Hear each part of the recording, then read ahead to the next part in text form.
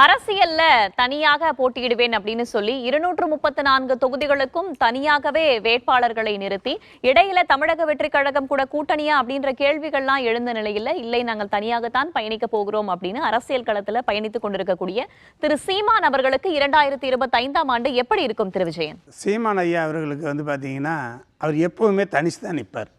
அவருடைய எண்ணம் செயல்பாடு அவர் அப்படி தான், அவருடைய குணம் அவருடைய செயல்பாடெல்லாம் அப்படி தான். அவர் எப்போவுமே தனிச்சு தான் நிற்பார். இப்போ தமிழ்நாட்டினுடைய மாநில அந்தஸ்து பெற்றுட்டார். அடுத்த 2026ஆம் ஆண்டு வரக்கூடிய எலெக்ஷனில் அவர் 2 சீட் ஜெயிச்சிருவார். அது எந்த ரூபத்துலேயோ, அது எந்த தொகுதின்னு நம்ம தம்பி பாலாஜிகாசன் சொன்ன மாரி 2026 நெருங்க எந்தெந்த தொகுதியில் எவ்வளோ இடம் பெருப்பாங்க அப்படிங்கிறது நம்ம இன்னும் பின்னாடி வர ஆராய்ச்சி பண்ணிடலாம். ஆனால் வருங்காலத்தில் இப்போ கன்னியாகுமரியில் ஒரு கவுன்சில் வச்சுருக்கிறார்.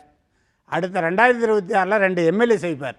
அவர் தனிச்சே நிற்பார், எல்லாத்தையுமே எதிர்த்து நிற்பார். அவருடைய தனிப்பட திறமை இருக்குது, அவருடைய தனிப்படையினுடைய தைரியம் இருக்குது. அவருடைய திறமையும் தைரியமும் அவரை வெற்றி உயர்த்து கொண்டு போகும். 2026 இதுவரைக்கும் கவுன்சிலர் மட்டும்தான் காலடி வச்சுக்கிறாங்க. அடுத்தது 2026 சட்டமன்றத்தில் 2 எம்எல்ஏ போவாருங்க. அவங்க கட்சி சார்பாக போவார். அவருடைய துணிச்சல், அவருடைய துணிச்சலுக்கு அந்த வெற்றி கொடுத்துருங்க. இயற்கை ஒரு மனிதன் உலகத்தில் யாரை நம்புகிறாங்களோ நம்பலையோ அவரை நம்புகிறாங்க.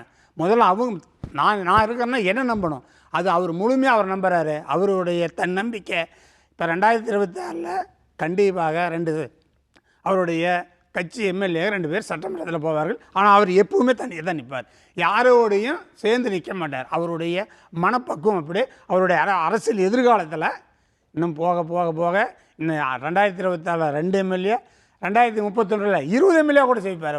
அவருடைய தனிப்பட்ட செல்வாக்கு, தனிப்பட்ட முயற்சி, அவருடைய தகுதியும் அவருக்கு அந்த செல்வாக்கு கொடுத்துரும். அவர் எதிர்காலத்தில் அவருக்கு அரசியல் ரொம்ப ஓங்கி இருக்கும். இன்றைக்கி கம்மியாக கூட இருக்கலாம்.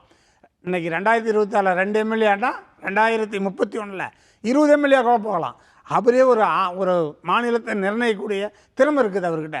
அது பின்னாடி இருக்குது, இப்போ இருக்காது. ஆனால் அவருக்கும் எதிர்காலம் அருமையாக இருக்குது, அரசியல் நல்லாயிருக்கும். 2025 வருடம் நல்லாயிருக்கும். 2026 ஒரு புதிய சாதனை படைப்பார், அவருக்கும் நல்லாயிருக்கு.